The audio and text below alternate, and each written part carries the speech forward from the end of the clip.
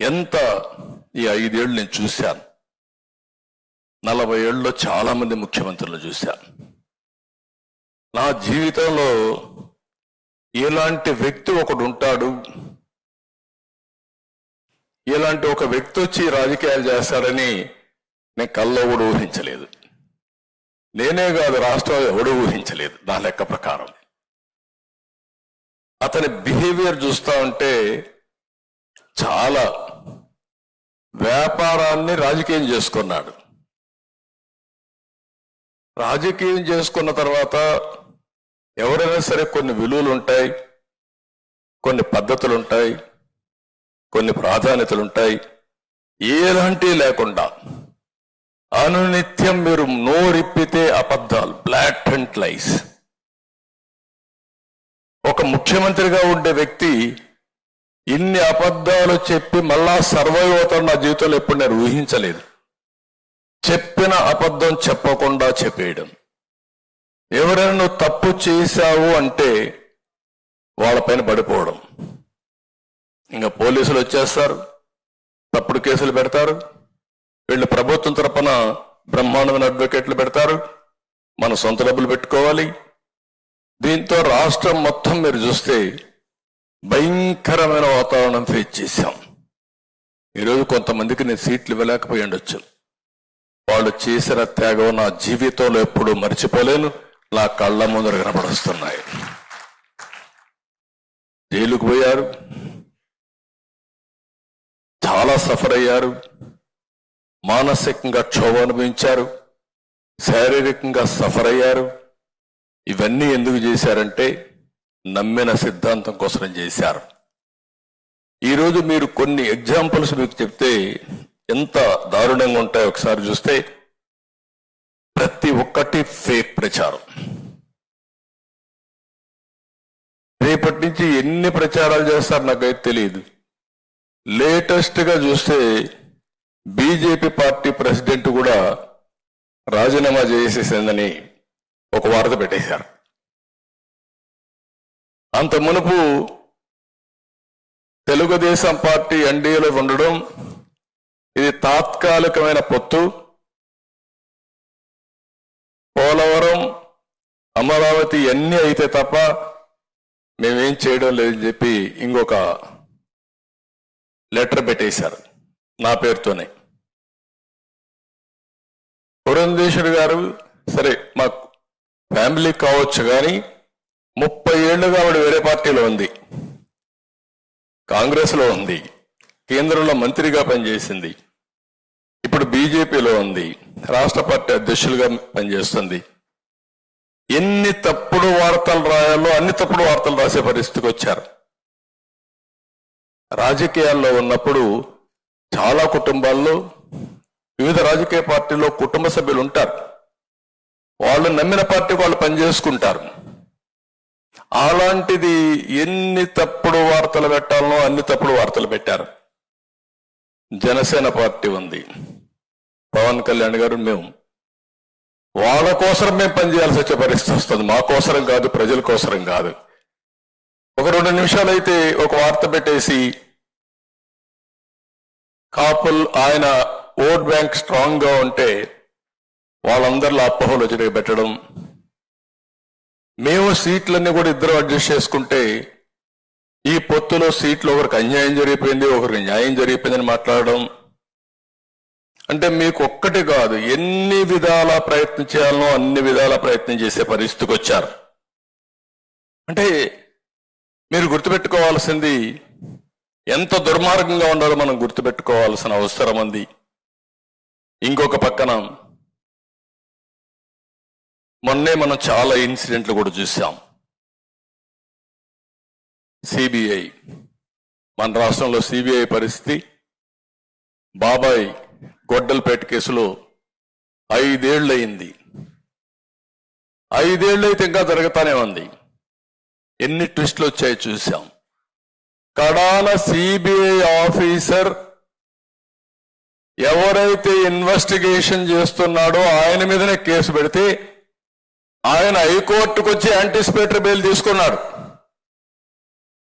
Can you imagine?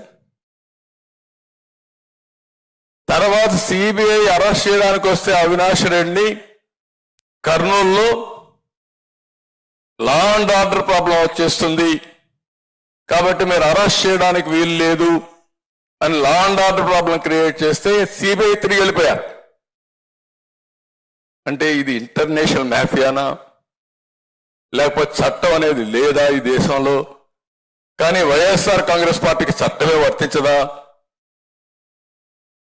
ఎక్కడన్నా ఇలాంటి దేశ చరిత్రలో నాకు తెలిసినంత 45 ఏళ్ళు నేను ఎప్పుడు చూడలే ఇవన్నీ అని బరిదెగించే పరిస్థితికి వచ్చారు.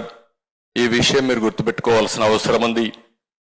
డ్రగ్స్, గంజాయి, లిక్కరు, నాసిరకం లిక్కరు, వేల కోట్ల దోపిడీ, ఇంకో పక్కన శాండ్, ఇంకో పక్కన చూస్తే మైన్స్ మొత్తం లూటీ, ప్రాపర్టీస్ అన్ని కూడా సెటిల్మెంట్లు, 30-40 సంవత్సరాలుగా సంపాదించిన ఆస్తి మెడ మీద కత్తి పెట్టి ఇది రాసిస్తావా లేదా అంటే ప్రాణభయంతో రాసిచ్చేసి బయట కూడా చెప్పలేని పరిస్థితి, చంపేస్తారని.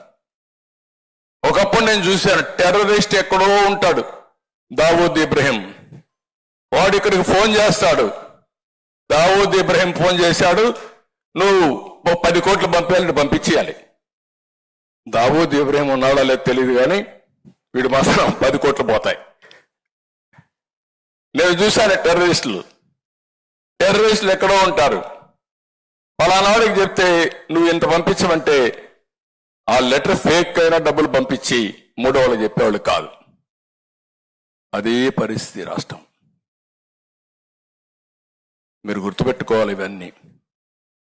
అందుకే చాలా మంది సెటిల్మెంట్లు చేసుకుంటే 40 ఏళ్లుగా సంపాదించిన ఆస్తి వీళ్ళకి రాసిచ్చేసి వాటా రాయించే వాళ్ళు ఉన్నారు, టోటల్గా రాయించే వాళ్ళు ఉన్నారు, లేకపోతే వదిలేసుకున్న వాళ్ళు ఉన్నారు.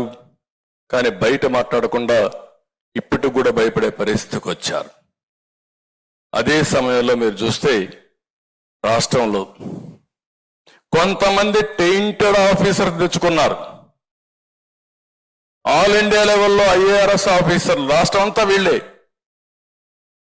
రైల్వే వాడు ఒకడు, ఐఆర్ఎస్ ఒకడు, లేకపోతే ఫారిన్ సర్వీస్ ఒకడు, ఇలాంటి వాళ్ళు తీసుకొచ్చి అన్ని క్రూషియల్ పోస్టింగ్స్ వాళ్ళకి, including TTD board chairman, TTD board EO, mining, లేకపోతే లిక్కర్, లేకపోతే టీటీడీ, లేకపోతే వీళ్ళు ఎక్కడన్నా మనల్ని అరెస్ట్ చేయాలంటే వాళ్ళ పెట్టి అరెస్ట్ చేయించడం. ఇది ఎంత భయంకరమైన వాతావరణం అంటే నా జీవితంలో ఎప్పుడు నేను చూడలేదు, ఊహించలేదు. అలాంటివన్నీ చేశారు. దీంతో మీరు ఇంకొక పక్కన చూస్తే బ్యూరోక్రసీ మొత్తం భయపెట్టేశారు. ఐఏఎస్, ఐపీఎస్ మొత్తం సరెండర్ అయిపోయే పరిస్థితికి వచ్చారు. ఏమీ చెప్పితే అది చేయాలి, చేయకపోతే నెక్స్ట్ మూమెంట్ ఏమవుతారు వీళ్ళకి తెలియదు. కొంతమంది ట్రాన్స్ఫర్లు వస్తున్నాయి, కొంతమంది వేరే కేసులు పెట్టి అరెస్ట్ చేస్తున్నారు. దాంతో భయపడిపోయి సరెండర్ అయిపోయే పరిస్థితికి వచ్చారు. మనసు చంపుకొని కొంతమంది పనిచేస్తే కొంతమంది లాలోచిపడి పనిచేసే పరిస్థితికి వచ్చారు. కడాన సిస్టమ్ మొత్తం ఎగ్జిక్యూటివ్ నాశనం అయిపోయింది. 5 ఏళ్లలో అసెంబ్లీ పెట్టుకోలేకపోయాం, అసెంబ్లీలో మనం కూర్చోలేకపోయాం, 1 గంట మనం మాట్లాడలేకపోయాం. మీరు పార్లమెంట్ చూశారు, విభేదిస్తున్నారు, డిబేట్ జరుగుతున్నాయి, వాళ్ళ అభిప్రాయాలు చెప్తున్నారు. గవర్నమెంట్ లో ఉండే ఎన్డీఏ ఎవరేం మాట్లాడినా ఇన్న తర్వాత సమాధానం చెప్పారు.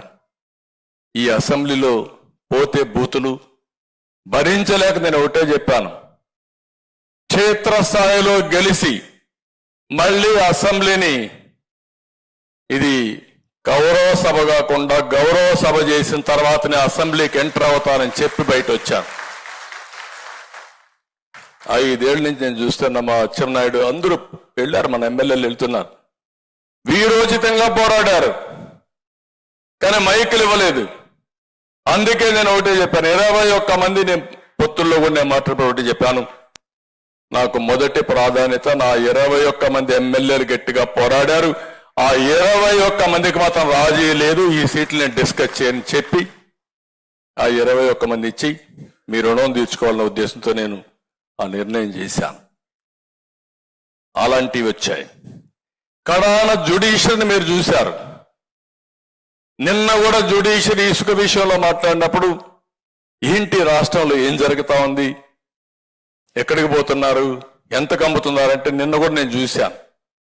కడాన కోర్టు ఆదేశాల ప్రకారం యథేచ్ఛగా వీళ్ళు ఇసుకంతా కూడా దొంగ వ్యాపారం చేస్తామంటే ఇప్పుడు రికార్డులు పంపేయమంటున్నారు. కడాన రికార్డులు కూడా తెప్పించారు. కోర్టు అనుకుంటే కూడా న్యాయమూర్తులు కోప్పడినా కనీసం రికార్డులు ఇవ్వలేని పరిస్థితి వస్తే, కడాన యాక్షన్ తీసుకునే పరిస్థితి లేకపోతే ఎంతమంది ఆఫీసర్ని కోర్టుకు పిలిపించి పని చేస్తారా లేకపోతే కంటెంప్ట్ కింద మీరు జైలుకు పోతారంటే అప్పుడు కొన్ని పనులు చేశారు. ఎంతమంది చేయగలుగుతారు ఈ పని?